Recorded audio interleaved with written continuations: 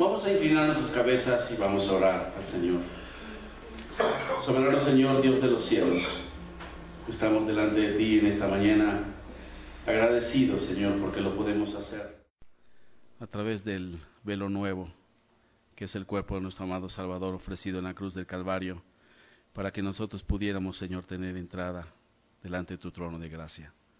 Agradecemos, Señor, tu bondad, agradecemos, Señor, tu obra y tu trato para con nosotros, al permitirnos, Señor, ser abiertos nuestros entendimientos para conocerte, conocer al Dios verdadero a través de Cristo Jesús. Te damos gracias porque ahora podemos abrir tu palabra y rogamos, Señor, que tú nos enseñes, que tú nos recuerdes la verdad tuya plasmada en este hermoso libro que ha transformado miles de vidas, millones de vidas, Señor, incluyendo las nuestras. Gracias, Señor, por esta hermosa oportunidad que nos das de estar delante de tu palabra en Cristo Jesús. Amén. Bien, en primer lugar quisiera agradecer mucho a la Iglesia Bíblica Misionera Tequisquiapan, puesto que cuando atravesamos por el momento, quizá el momento más oscuro de nuestra vida, ustedes fueron bálsamo para nosotros. Fueron bálsamo en muchos sentidos, bálsamo en sus oraciones, bálsamo en su ofrenda, bálsamo en la presencia de algunos de ustedes en nuestro hogar, allá en Guadalajara, y ver cómo Dios tiene una familia numerosa por donde nos movamos. Así que muchas gracias. Como familia Navarrete estamos agradecidos por eso. Bueno, pues aquí tenemos a Prisi con nosotros, milagro del Señor, sin lugar a dudas eso ha sido un milagro de Dios.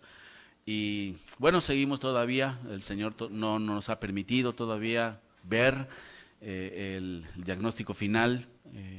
Él ha sido bueno en ese sentido de cuidarla, de cuidarnos a nosotros, aun cuando no sabemos, todavía los doctores no saben qué es lo que sucede, siguen teniendo aparentemente su cerebro alteraciones convulsivas, está tomando anticonvulsivos y después de la internación y del estado de coma en el que estuvo por 9 días, solamente ha tenido una pequeña crisis y fue la semana pasada, precisamente o antepasada. Así es que estamos en oración, ahora venimos a ver al doctor Llamas acá en Querétaro, en donde está estudiando mi hijo, y bueno, pues estamos esperando que Dios nos guíe hacia el lugar adecuado. Como padres, además de orar y descansar en el Señor, también estamos buscando alternativas, así que sigan orando por nosotros y que podamos ver completa la salud y la sanidad de Prisis, y esa es la voluntad de Dios. Muy bien, abran sus Biblias en Habacuc, uno de los profetas menores, y vamos a escuchar el corazón de Habacuc en medio de un entorno bastante complicado. Coleman decía hace rato que la gente de nuestro tiempo, este canto tiene, no sé, quizá más de 50 o 100 años, no tengo idea. Y sin lugar a dudas, el compositor de este canto pues veía su entorno, veía su sociedad con una necesidad grande de una transformación y del toque de Dios en su vida, y caminando en medio de un mundo lleno de vacíos, ¿verdad? Lleno de soledades espirituales profundas, y la respuesta pues está en el Señor, en ese tiempo, en el anterior tiempo y ahora, y hasta que Cristo vuelva. Así que vamos a ver a un profeta que habló aproximadamente en el año 625-26 antes de Cristo, y el entorno que él vivía pues era similar. Y quizá lo que nosotros podamos sacar en esta mañana sería, en cuanto a nosotros que nos ha tocado vivir este tiempo, un tiempo convulsivo, un tiempo de degradación moral, espiritual, ¿cuál sería nuestro papel como iglesia? ¿Cuál sería el papel de usted como creyente incrustado en este tiempo, en esta sociedad? Y si usted conoce a Cristo, debería usted tener, al igual que yo, un corazón como el de Habacuc, y poder pensar que el Señor nos permitió vivir este tiempo, y nos alcanzó con su gracia. No nos morimos cuando nos convertimos a Cristo, morimos en cuanto a la carne, pero vivimos todavía físicamente sobre esta tierra, y el Señor ha de tener propósitos para nosotros, y que podamos alumbrar nuestro entorno y nuestra sociedad con nuestra vida, con nuestro ejemplo, con con nuestra entrega a Dios. Así es que si estamos vivos todavía, es que el Señor tiene un propósito para usted y que podamos tener un corazón como el de Habacuc. Así que vamos a Habacuc capítulo 1, versículos del 1 al 4. Si lo tienen, les pediría, si son tan amables, ponerse de pie y tener una lectura en conjunto con relación a estos solo 4 versículos de la Escritura. Puestos de pie, por favor, en reverencia a la palabra del Señor. Juntos, la Escritura dice así: la profecía que vio el profeta Habacuc. ¿Hasta cuándo, oh Jehová, clamaré y no oirás? Y daré voces a ti a causa de la violencia y no salvarás. ¿Por qué me haces ver iniquidad y haces que vea molestia? Destrucción y violencia están delante de mí, y pleito y contienda se levantan. Por lo cual la ley es debilitada y el juicio no sale según la verdad. Por cuanto el impío asedia al justo, por eso sale torcida la justicia. Tomemos asiento. ¿No hace Habacuc una descripción precisa de nuestros tiempos? ¿Verdad que sí? Y bueno, si nosotros nos vamos a adentrar a estudiar un poco en esta mañana de Habacuc, es bueno que nosotros conozcamos un poco su historia para darnos cuenta del por qué él actúa así.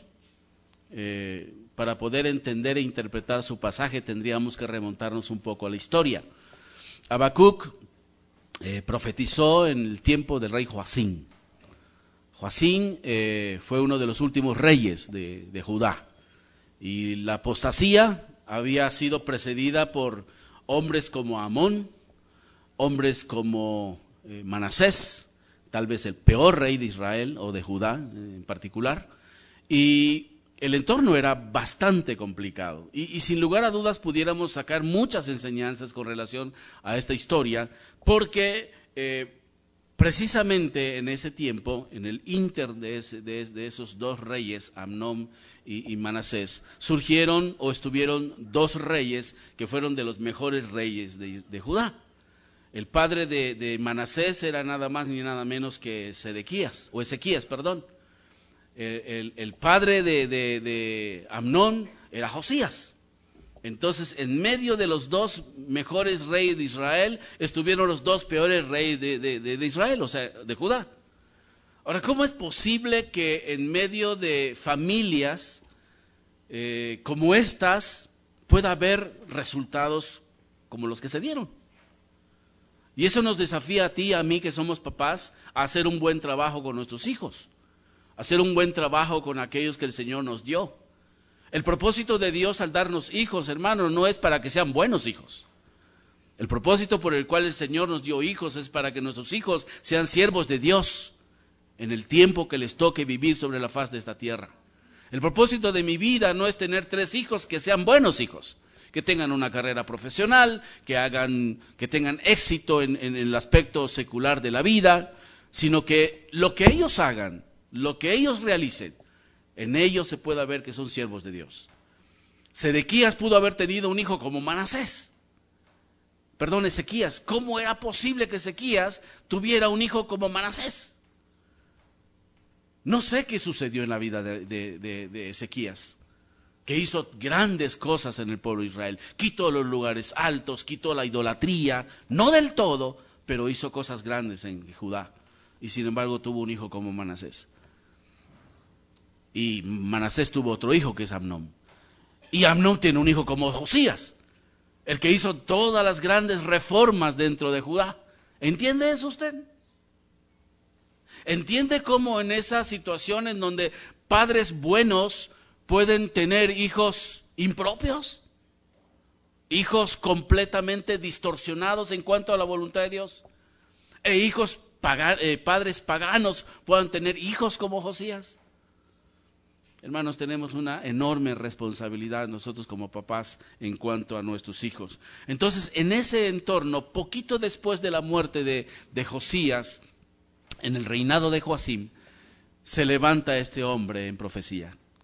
Y en ese entorno oscuro de Israel, se levanta Habacuc y hace las declaraciones de Dios. Y vamos a ver cosas que a mí en lo particular me han llenado de expectativa, de gozo y de desafío en cuanto a ver la vida de Habacuc, sus errores, pero ver un corazón que en verdad estaba comprometido con la justicia de Dios y la santidad de Dios. Y yo quisiera que como Iglesia Bíblica Misionera en Tequisquiapan podamos ver el entorno que nos ha tocado vivir y podamos nosotros estar dispuestos a luchar por la santidad de Dios, no en cuanto a que nosotros lo haremos santo, no, sino en cuanto a que nosotros reproduzcamos el carácter de Dios y que busquemos realmente en nuestro entorno que se reproduzca el carácter de Dios en cuanto a la santidad y la justicia.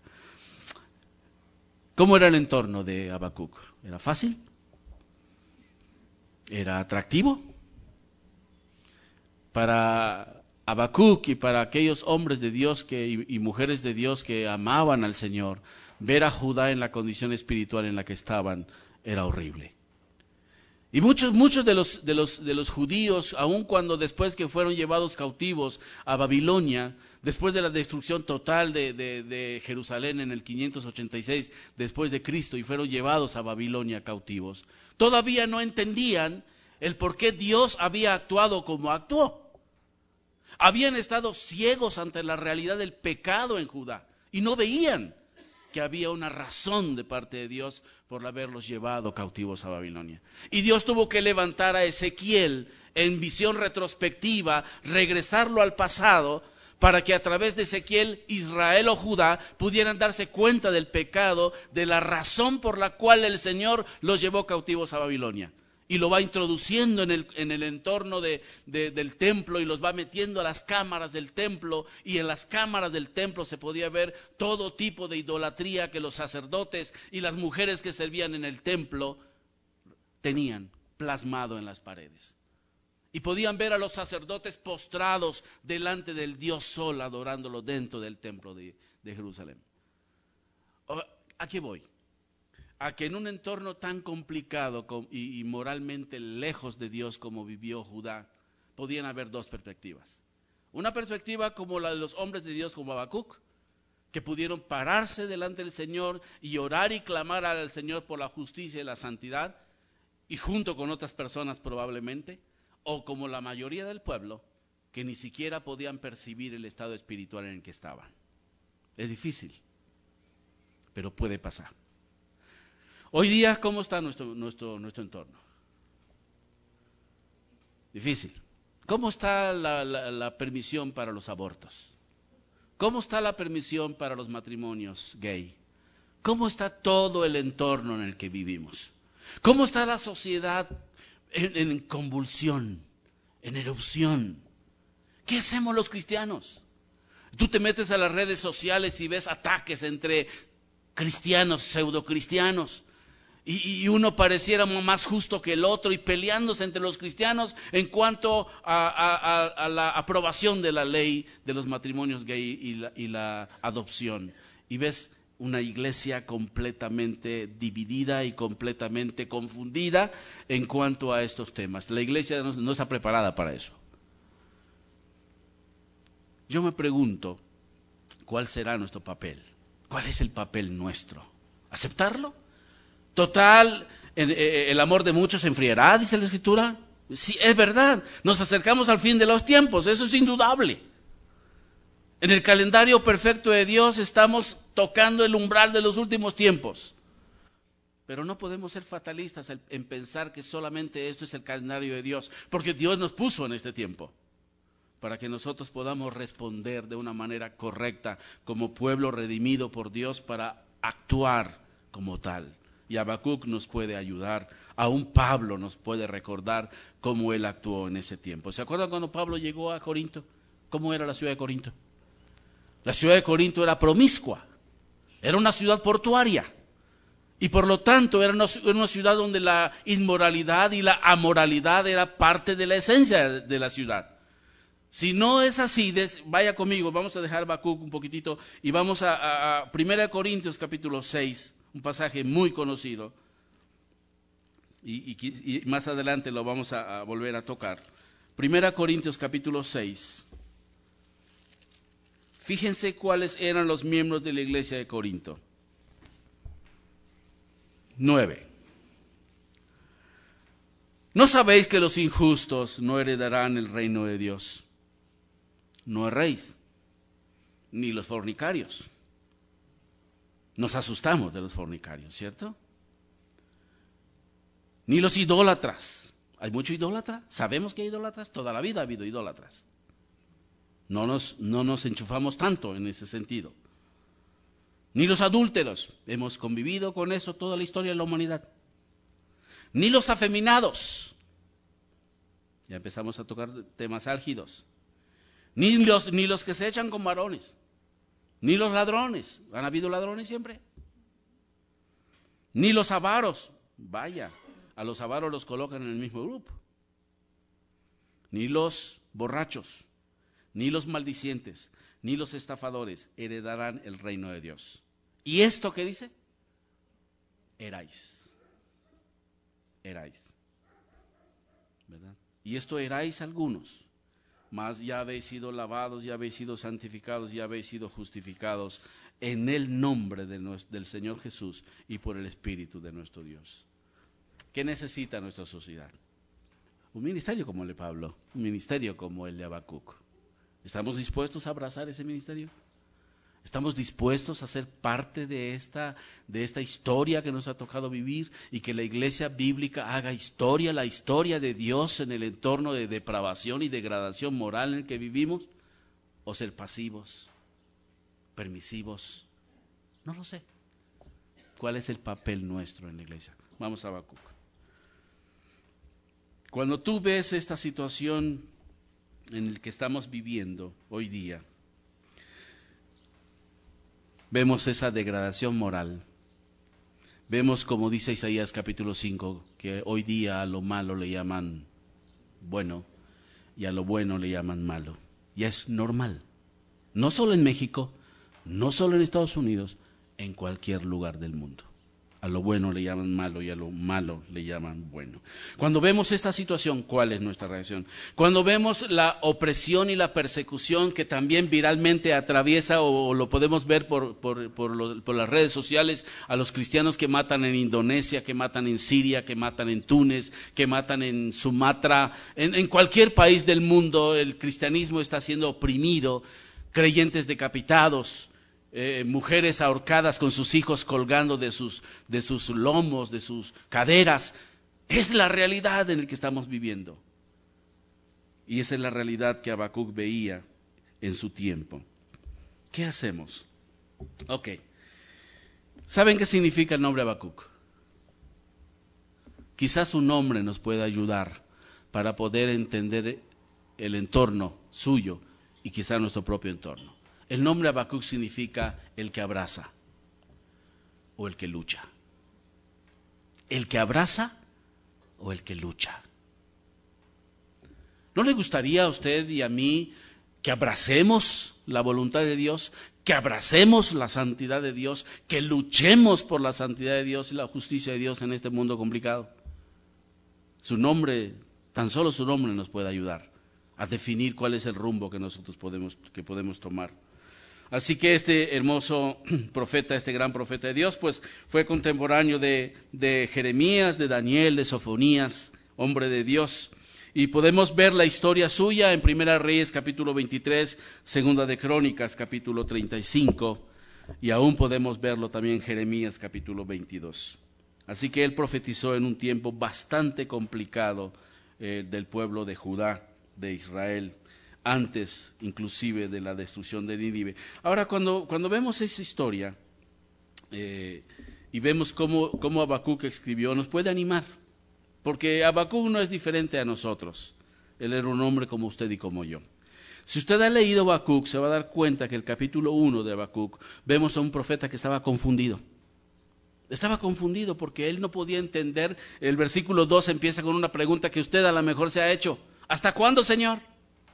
Él estaba confundido, no entendía lo que estaba sucediendo, no entendía por qué Judá estaba pecando y Dios no actuaba. Él estaba confundido. Después, cuando Dios responde a la oración de Habacuc a partir del versículo 5, de que Dios iba a utilizar a Babilonia para emitir juicio sobre Judá, queda más confundido todavía. ¿Cómo es posible que una nación más pagana e idólatra como Babilonia, que todavía no existía como potencia, pero Habacuc lo podía ver por medio de una revelación de Dios, no podía entender cómo Dios iba a juzgar a Judá por medio de una nación mucho más pagana, pecaminosa e idólatra como Babilonia? Así que en el capítulo 1 podemos ver a un profeta que estaba realmente confundido, perplejo, ¿de acuerdo? ¿No estamos nosotros a veces así? ¿Usted no se ha preguntado, Señor, hasta cuándo esta situación? ¿O por qué esta situación? ¿Por qué matan a nuestros hermanos y por qué sufrimos lo que sufrimos de persecución aquí? ¿O por qué hay tanto pecado en nuestro entorno y parece ser que prospera? ¿No lo ha preguntado? En el capítulo 2 podemos ver a un profeta confundido, pero consistente. Él está consistente, él persiste en buscar al Señor. En el capítulo 2, versículo 1 dice que en el versículo 1 va a orar al Señor. Sube a un lugar a orar, a buscar dirección del Señor para entender lo que estaba sucediendo. Y Dios le responde a partir del versículo número 2. Y le responde que aún Dios iba a juzgar a Babilonia, la herramienta a través del cual él iba a juzgar a Judá. E iba a disciplinar a Babilonia. Pero él era consistente en buscar la dirección del Señor. En el capítulo 3 podemos ver a un profeta que había comprendido ya por fin. Estaba confundido, fue consistente y ahora había comprendido a Dios. Y ahora podía abrazar a Dios.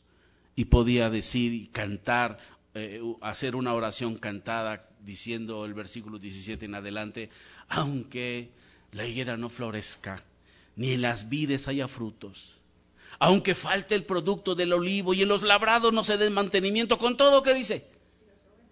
Y las ovejas sean quitados, ¿verdad? Y las vacas de los corrales, con todo, yo me alegraré en el Señor y me gozaré en el Dios de mi salvación. Ahí podía comprender Habacuc aquella voluntad de Dios perfecta. Si usted ha estado confundido, es muy propio, sea consistente, busca al Señor.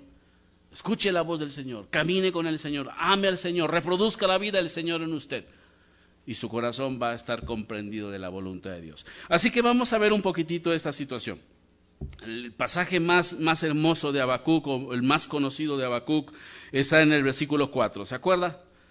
He aquí aquel cuya alma no es recta, ¿qué dice? Se enorgullece, más el justo por su fe vivirá. En esa consistencia de la búsqueda del Señor, Dios le revela a Habacuc que el justo viviría por fe. Y si usted ha leído la Escritura, se va a dar cuenta que en Romanos 1:17 se repite este texto bíblico. En este texto bíblico, o con este texto bíblico, Martín Lutero se convierte al Señor. En el capítulo 3, versículo 11 de Gálatas, el apóstol Pablo menciona otra vez esta verdad de Habacuc, capítulo 2, versículo 4. Y Hebreos, capítulo 10, 38, lo repite nuevamente el escritor a los hebreos. Así que una situación difícil, ¿verdad? Puede ser, el creyente puede estar fortalecido por medio de la fe. Y que caminemos y vivamos por medio de la fe. Ok. Hoy vamos a ver del versículo 1 al versículo 4 dos puntos nada más. Y yo quisiera que en esos 2 puntos nosotros pudiéramos deleitarnos en la palabra del Señor y ser desafiados por la palabra del Señor. En primer lugar, yo quisiera que veamos el versículo 1, la pequeña introducción. Y después el versículo 2, su oración. Versículo 1, la profecía que vio el profeta Habacuc. Introducción corta, ¿cierto? Una presentación suya. Y en esa presentación nosotros podemos sacar 3 principios o 3 verdades muy importantes. Número 1, profecía. Esta palabra profecía, interesante es que en el original significa carga. Había una carga en el corazón del profeta. Viendo la situación que prevalecía en su tiempo, él tenía una carga en su corazón, era una carga espiritual. Y esa carga espiritual del profeta me recuerda a la carga espiritual que Pablo tenía en 1 Corintios 9:16, ¿se acuerda? ¡Ay de mí! ¡Ay de mí si no predicaré el evangelio! Es una carga que el profeta tenía, es una carga que Habacuc tenía en cuanto a la respuesta que esperaba de Dios, la respuesta de él mismo hacia la circunstancia. Era una carga opresiva en su corazón, una carga espiritual. Y cuando tú ves el entorno que te toca vivir, ¿cuál es tu carga? ¿O es completamente indiferente el entorno de la historia que te tocó vivir? ¿Hay cargas?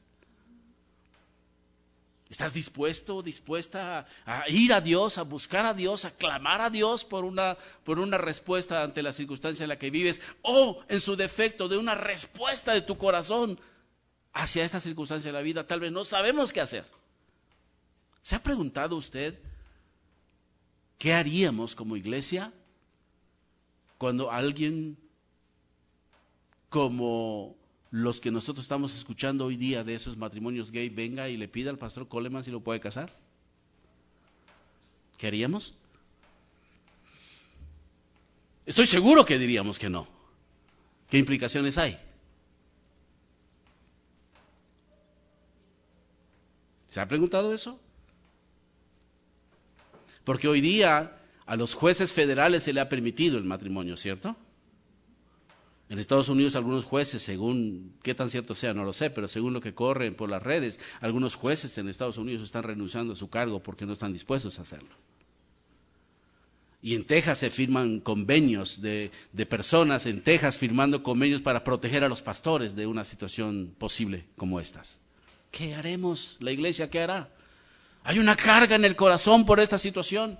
¿Pero es una carga repulsiva? No, no es una carga repulsiva ni es una carga despreciativa hacia las personas que están en ese problema. Es una carga de poder decir de qué forma yo puedo guiar o llevar un mensaje apropiado para estas personas. Buscan amor. ¿Qué hay que darles? Amor, pero el verdadero amor. Pablo, cuando llegó a Corinto, no se puso a juzgar a la gente en su condición moral. Pablo fue a llevarles el mensaje del perdón, el mensaje de salvación, el mensaje de arrepentimiento de pecado para volver al Señor, venir al Señor. Nosotros no estamos llamados para condenar en el sentido despreciativo, sino estar de acuerdo con la santidad y la justicia de Dios y buscar una actitud correcta, una motivación correcta para llegar al corazón de estas personas. El Señor los ama, está irado con el pecado, ama que ellos pudieran ser salvos. Así que es una carga lo que Habacuc tenía. ¿Cuál es la nuestra? En segundo lugar vemos profecía, pero después utiliza Habacuc la profecía que vio el profeta. Profeta es una persona que habla en el nombre de Dios. Habían falsos profetas, ciertamente, pero el profeta verdadero hablaba de parte de Dios. Cuando en Éxodo capítulo 4, creo 16, cuando Moisés se resistía a obedecer la voluntad de Dios, Dios colocó a Aarón, su hermano, para que él fuera su vocero. Y que Dios se comunicara a través de Moisés. Por lo tanto, Aarón era el vocero de Moisés. En Deuteronomio 18 dice el Señor, el profeta Moisés, hablando del profeta que iba a venir, del Mesías, dice que él levantaría un profeta como yo, dice Moisés. ¿A quién se refería? A Jesucristo. Y dice, él hablará por mí, yo pondré palabras en su boca. Así que un profeta de Dios habla de parte de Dios y habla la voluntad de Dios. Cuando nosotros nos paramos en este lugar y tomamos las Sagradas Escrituras y queremos comunicar las Sagradas Escrituras, hermanos, es una enorme responsabilidad.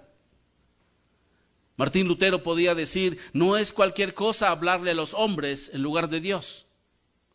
Literalmente decía, no es cosa de poco más o menos hablarle a los hombres en el lugar de Dios.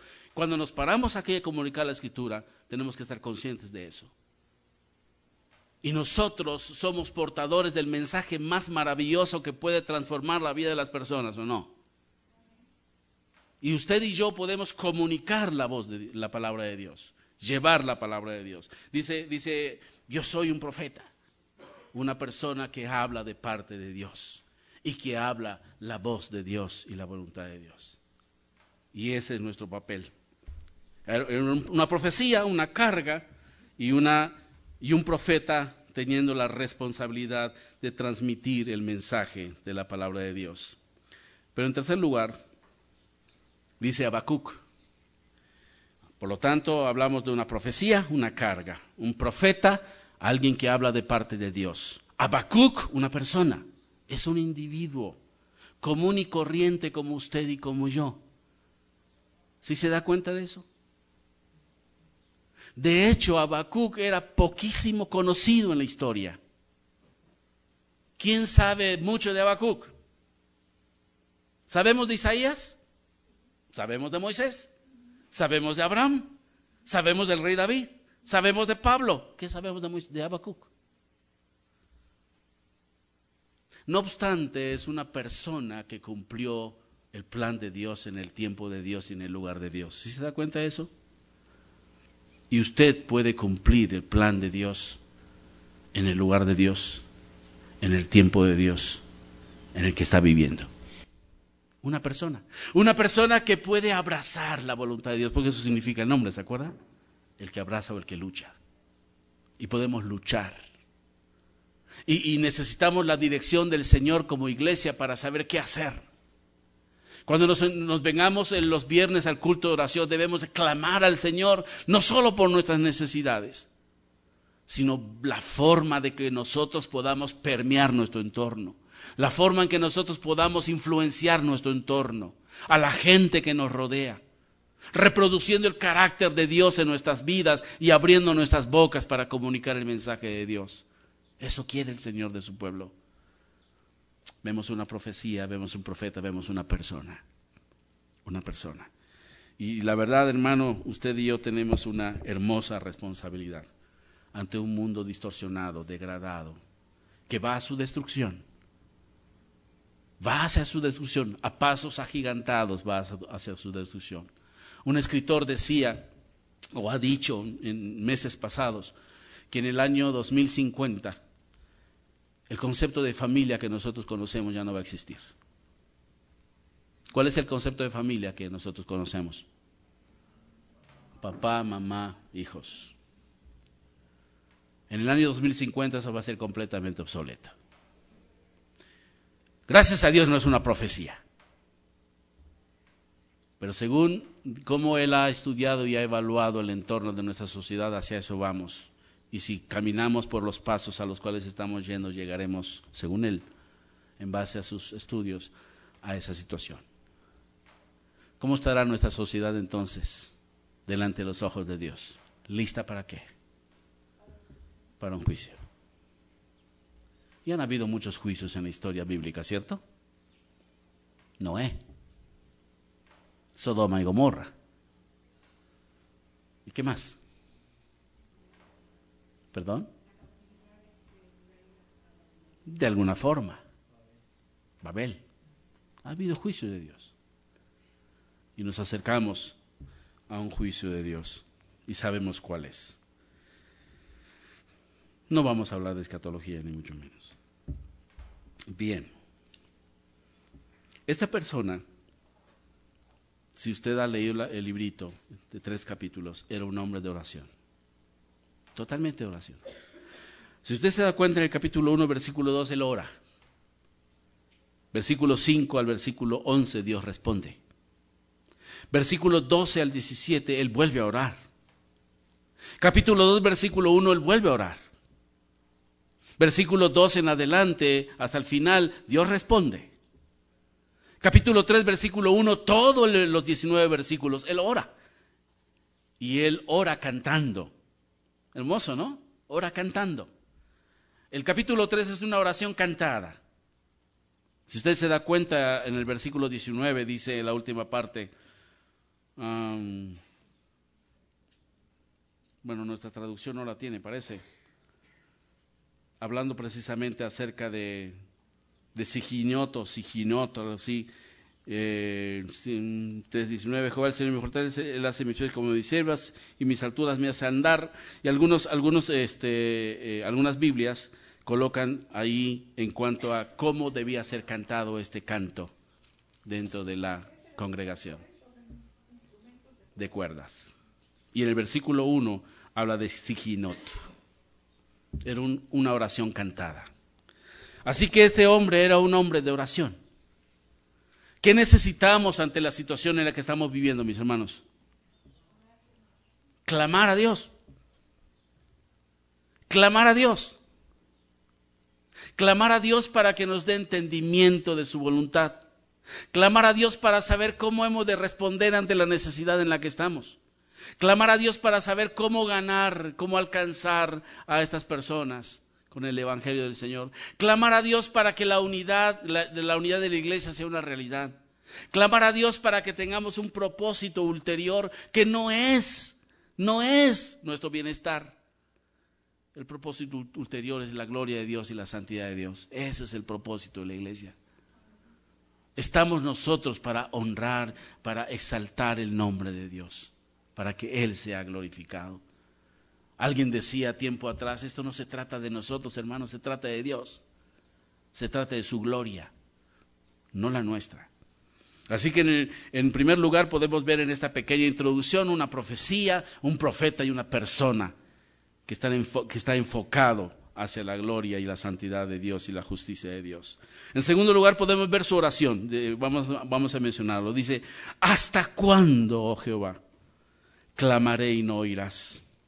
Y daré voces a ti a causa de la violencia y no salvarás. ¿Por qué me haces ver iniquidad y haces que vea molestia, destrucción y violencia están delante de mí, y pleito y contienda se levantan? Por lo cual la ley es debilitada y el juicio no sale según la verdad.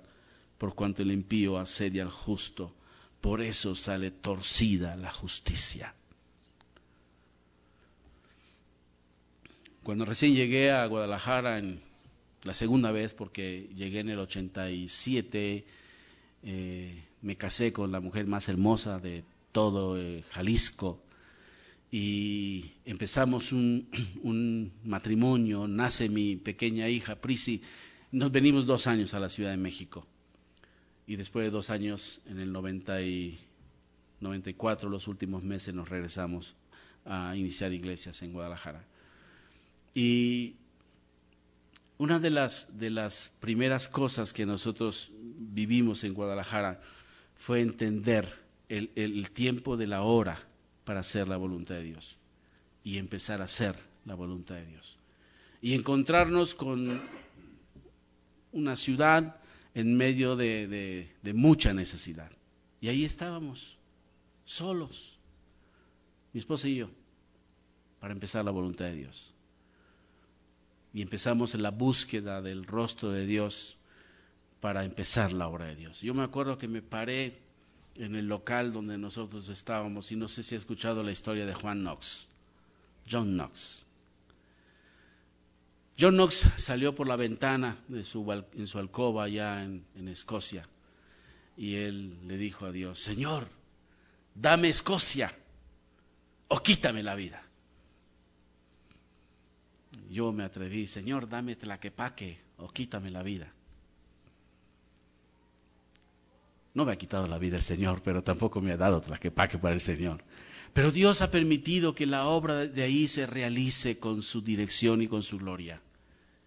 Y ahora podemos sentarnos después de años y ver, Dios en su gracia y su misericordia ha levantado un pueblo que conoce a su Dios y sirve a su Dios. Así que este hombre ve que la justicia no sale torcida. Y las primeras personas que yo conocí ahí, se llamó Don, ¿cómo se llamó este hombre? Ya lo tenía y ahora se me fue. Él tenía una esposa, era un hombre ya grande. Tenía una esposa que trabajaba en la cárcel, era secretaria de un juez en la cárcel de Puente Grande. Y platicando con ella y con él, me decía, ¿sabe qué, don Ariel? El 80-85% de los presos en Puente Grande no son culpables. O serán culpables de delitos menores y purgan condenas de 20 años. Los verdaderos culpables están fuera. La secretaria de un juez del penal de Puente Grande. ¿Salía torcida la justicia? Normal. ¿Por qué? Porque el pueblo está lejos del Señor. La gente está lejos del Señor. Entonces Habacuc hace dos preguntas interesantes. ¿Hasta cuándo? ¿Qué le da a entender hasta cuándo? Él estaba esperando. Tenía tiempo esperando. Y Dios en su bondad había respondido, no de la manera como Habacuc pensaba que el Señor debería de responder. ¿Hasta cuándo me habla de que el tiempo de Dios es el tiempo perfecto, no el tiempo nuestro? ¿Sí se da cuenta de eso? Y que durante ese periodo de tiempo nosotros tenemos que tener un corazón dispuesto para percibir la voluntad de Dios y saber cuál es la voluntad de Dios. La respuesta de Dios a nuestras interrogantes, hermanos, no son siempre como nosotros pensamos, ni en los tiempos como nosotros pensamos. El tiempo es de Dios, el tiempo es perfecto. ¿Entiende eso? 7 años llevamos clamando al Señor por la salud de mi hija. 7 años. Como padre, ¿qué quisiera yo? Que desde hace 7 años concluyera este asunto. Obviamente en mis pensamientos para bien. Pero el tiempo de Dios han sido 7 años. Y sabe, hemos aprendido a conocer más al Señor en medio de esta prueba. Nuestra percepción de Dios es una percepción un poco más clara. Porque estoy mirando la persona de Dios, no lo que Dios hace como tal. Y empiezas a disfrutar a Dios. Habacuc en el capítulo 1 había perdido de vista ese concepto. Y él quería que las cosas se hicieran en su tiempo. ¿Hasta cuándo, Señor? El tiempo de Dios es perfecto, es soberano, es para bien. Y Él actuará en su calendario en la forma perfecta. Nunca Dios se adelanta y nunca Dios se atrasa, aunque nosotros podamos entender lo contrario. El tiempo de Él es completamente perfecto. ¿Hasta cuándo? ¿Hasta cuándo? El tiempo es del Señor. Ahora, claro, lo que Habacuc podía ver tenía que ver consigo mismo. Él sabía cómo les iba a sus profetas, a los profetas de Israel. Sabía cómo le fue a Isaías. Sabía cómo le había ido a Jeremías, o cómo le estaría yendo a Jeremías. Lo podía ver, lo sabía. Y sin embargo él exclamaba al Señor como lo hizo, y el Señor le muestra su tiempo perfecto, porque en el versículo 5 el Señor le contesta. ¿Se acuerda cuando el apóstol Pablo en 2 de Corintios capítulo 12 oraba al Señor y le decía: Señor, pues tengo este aguijón en mi carne? Una vez, ¿qué pasó? La primera oración, ¿qué pasó? Nada. La siguiente oración, no sé cuánto tiempo haya pasado: Señor, parece que haces caso omiso de mi situación. El aguijón sigue. ¿Se da cuenta? ¿Y qué hace el Señor? Nada. La tercera vez le vuelve a decir al Señor: Señor, el aguijón sigue. ¿Y qué le dice el Señor? Bástate mi gracia. Bástate mi gracia. Hermanos, ¿qué es mejor? ¿Que las cosas se solucionen como yo pienso que se tienen que solucionar? ¿O que el plan de Dios se cumpla en mi vida? ¿Te das cuenta? No es que se respondan a tus preguntas, sino que tú puedas ver la gloria de Dios y puedas ver la voluntad al Señor y puedas crecer en el conocimiento del Señor. Los mejores aliados de la fe cristiana, ¿sabe cuáles son? Los mejores aliados de nuestra fe cristiana son las adversidades. En las adversidades crecemos y percibimos a Dios, porque caminamos con Él y le buscamos a Él. Cuando estamos en pruebas, ¿no le buscamos? ¿No nos arrodillamos delante del Señor? ¿Hasta cuándo, Señor? El tiempo de Dios es completamente soberano. Dice, hay iniquidad, dice el profeta. La iniquidad es la ausencia de todo lo que tiene verdadero valor. y la sociedad de Judá tenía una ausencia de todo aquello que tenía verdadero valor. Ellos caminaban en un estilo de vida en donde Dios no era contemplado por ellos como pueblo. Había molestia, sí, cierto, había problemas y sufrimiento en el entorno, tanto para el pueblo y particularmente para los hombres y mujeres que seguían amando al Señor y se sostenían en esa situación. ¿No es una realidad para nosotros hoy día? Si tú caminas una vida de rectitud, de santidad, de pureza, hablas de la grandeza de Dios, comunicas la verdad de Dios, predicas a Cristo, una de las posibles reacciones de la gente es que te rechacen. Pablo le dice a Timoteo que el que quiera vivir piadosamente padecería persecución. ¿Saben, hermanos? Si usted empieza a ver el caminar de los apóstoles y la voz de Jesucristo a los apóstoles, ¿cuáles eran las verdades que giraban, que circundaban alrededor de los apóstoles? ¿Qué les dijo el Señor a los apóstoles? Si a mí me rechazan, a vosotros os rechazarán. Si a mí me persiguen, a vosotros les perseguirán. Tome su cruz, niegues a sí mismo, tome su cruz y sígame. La invitación de Jesucristo a sus discípulos fue para un bienestar social, pues fue para enfrentar adversidades. Así que molestia, dice Habacuc, hay molestia, problemas y sufrimientos a causa de las circunstancias de pecado que giraban alrededor de Judá. Destrucción, desolación, opresión, violencia, afrenta, etcétera. Era lo que pasaba a Habacuc. Y probablemente nos pueda pasar. Así que, ¿qué vamos a hacer, hermanos?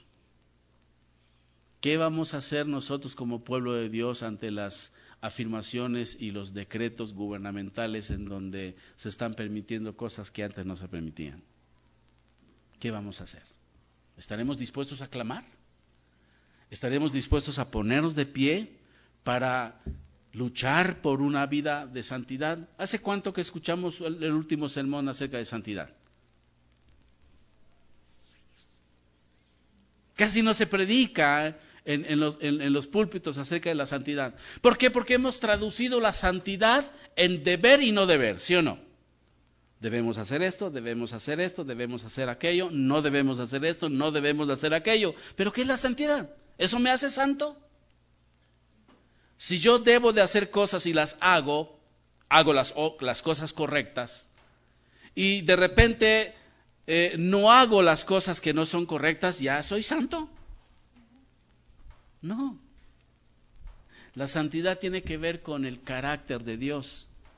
La santidad tiene que ver con lo que yo soy en mi esencia como persona.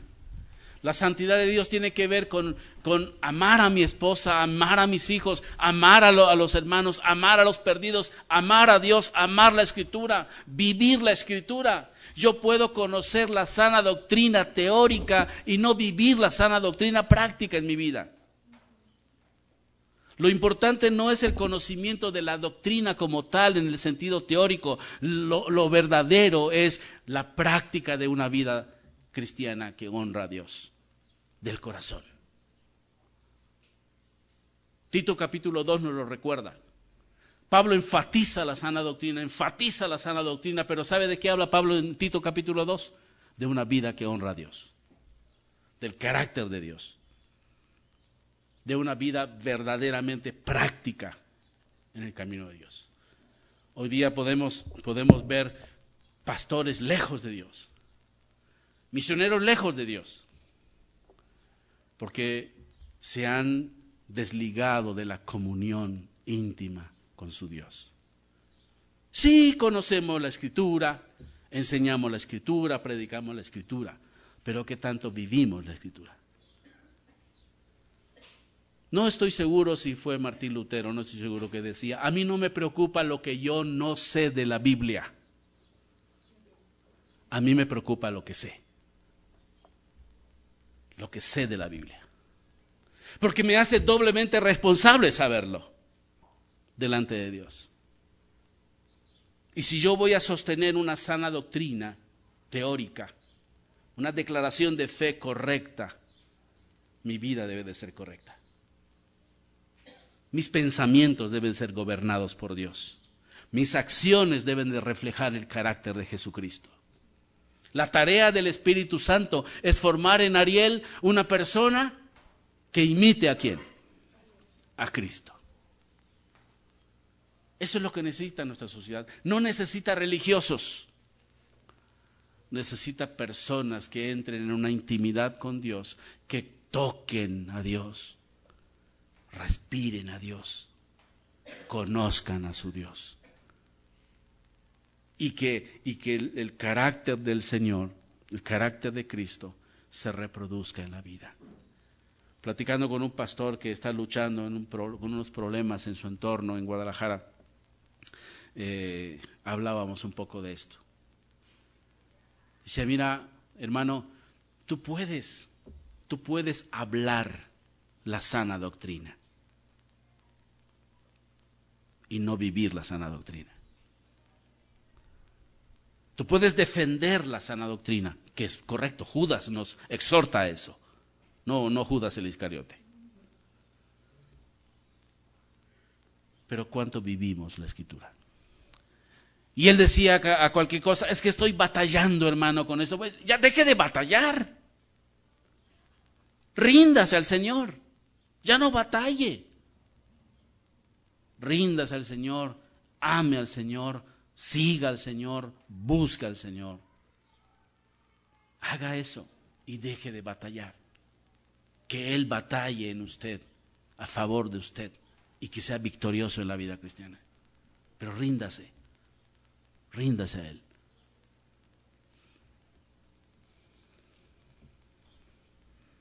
¿Qué haremos entonces? ¿Vivimos días similares a los de Habacuc?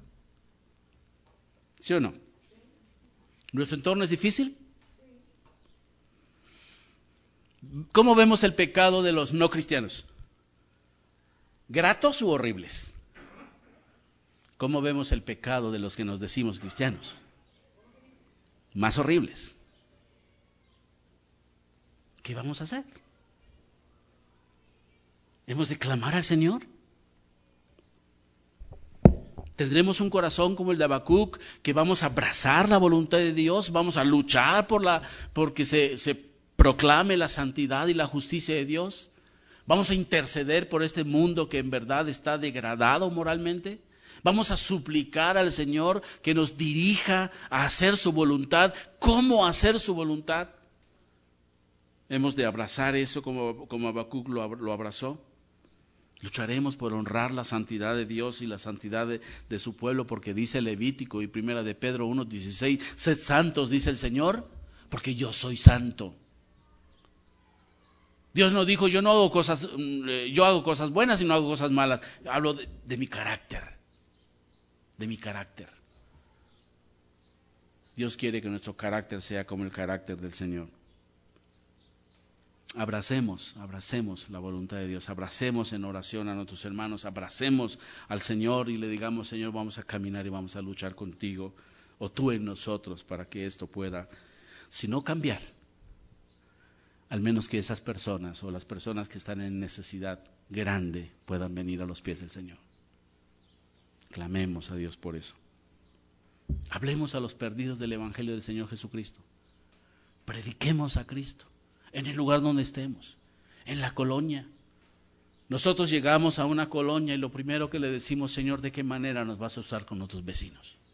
No nos interesa que sepan que viven unos aleluyas en la casa. No nos interesa. Nos interesa que sepan que viven unos cristianos en ese lugar. Y que estamos dispuestos a abrir nuestro corazón y nuestra vida y abrazarlos a ellos para alcanzarlos para Cristo. El Señor ha sido bueno y nos ha permitido eso en donde nosotros vivamos, donde hemos vivido. El Señor nos ha permitido eso. Guiarlos a conocer a Cristo. Que el Señor, el Espíritu Santo, produzca en ellos el arrepentimiento en sus corazones y de que ellos se vuelvan a Dios. Pasaron, si Habacuc profetizó cerca del 626 hasta el 605, Quizá Habacuc pudo ver la primera deportación que Babilonia hizo en el 605.